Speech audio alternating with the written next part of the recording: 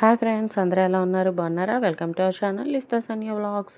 Video ఏంటి అంటే recipe వచ్చేసి ఉసిరికాయ కారం అనమాట. నేను కూడా కొత్తగా ఫస్ట్ టైమే ట్రై చేస్తున్నాను, కానీ టేస్ట్ అయితే చాలా బాగా వచ్చింది. ముందుగా ఒక బౌల్ని నాకు కొలత తీసుకోలేదనమాట. దగ్గర దగ్గర కేజీ ఉంటాయి. ఉసిరికాయలను శుభ్రంగా కడిగేసి తడి లేకుండా తుడుచుకుని పెట్టుకోవాలన్నమాట. దానికి తగ్గ స్పైసెస్ కూడా తీసుకుని పెట్టుకోవాలి.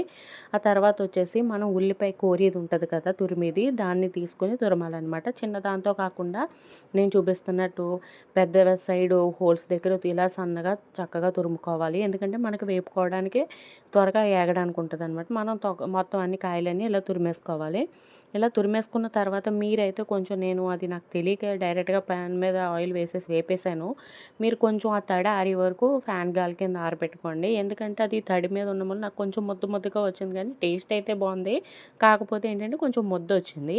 ఇదంతా మాత్రం మీడియం ఫ్లేమ్లోనే పెట్టుకొని వేపుకోవాలి. ముందుగా మనం ఫ్యాన్ గాలి దగ్గర ఆ తడి ఆరిపోయే వరకు ఆరబెట్టుకుంటే మాత్రం త్వరగా వేగిపోతుంది.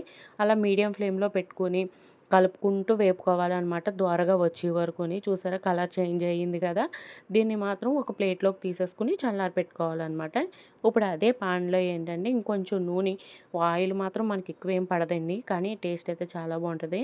కొంచెం ఇంకొక 2 స్పూన్స్ ఆయిల్ వేసుకుని అందులో మనం ఒక 2 స్పూన్లు శనగపప్పు, 2 స్పూన్లు మినపప్పు వేసుకొని బాగా వేపుకోవాలి.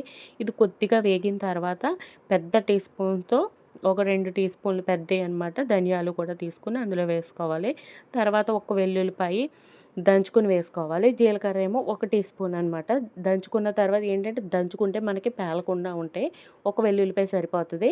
అలా వెల్లుల్లిపాయ వేసేసిన తర్వాత అది కూడా ఒక నిమిషం అలా వేగిన తర్వాత మనం ఆల్రెడీ మన స్పైస్కి తగ్గట్టు ఎండుమిర్చి అనమాట, నేను ఒక 12 అలా తీసుకున్నాను. మీ స్పైసెస్కి తగ్గట్టు మీరు తీసుకోండి. ఒక 2 రెమ్మల కరివేపాకు కూడా తీసుకొని బాగా వాటిని ద్వారగా వేయించేసుకోవాలన్నమాట. ఇందులోనే చింతపండు కూడా వేసేసి ఆ వేడికి వేయించేసి గ్యాస్ కట్టేసాను నేను. ఎందుకంటే ఆ వేడికి అయన్నీ వేగిపోతాయి అనమాట. ఏగిన తర్వాత ఏంటంటే వీటిల్ని కూడా పక్క తీసేసుకొని చల్లారి పెట్టుకోవాలి. పూర్తిగా చల్లారిన తర్వాతే మిక్సీ పట్టుకోవాలి. లేదంటే ముందే ఇది ముద్ద అయిపోతుంది అనమాట మనకి. మొత్తం అంతా చల్లారిన తర్వాత కొంచెం అందులోనే టేస్ట్కి తగ్గట్టు సాల్ట్ వేసేసుకొని బరకగా కోర్సుగా మిక్సీ పట్టుకొని మనం ఆల్రెడీ వేయించి పెట్టుకొని ఈ ఉసిరికాయ తురుముని కూడా ఇందులో వేసి కోర్సుగా అంటే పలసిస్తూ ఆడుకోవాలనమాట. చూసారా, నాకు కొంచెం ముద్దగా వచ్చింది. ఎందుకంటే నాకు ఆ ఫ్యాన్ గాలిలో ఆరబెట్టాలన్న ఐడియా లేదు.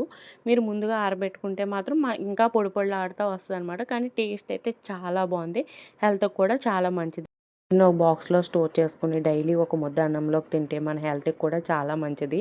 అలాగే నా వీడియోస్ కనుక నచ్చినట్లయితే please like, share and subscribe to my channel Lista Sanya vlogs. Bye friends.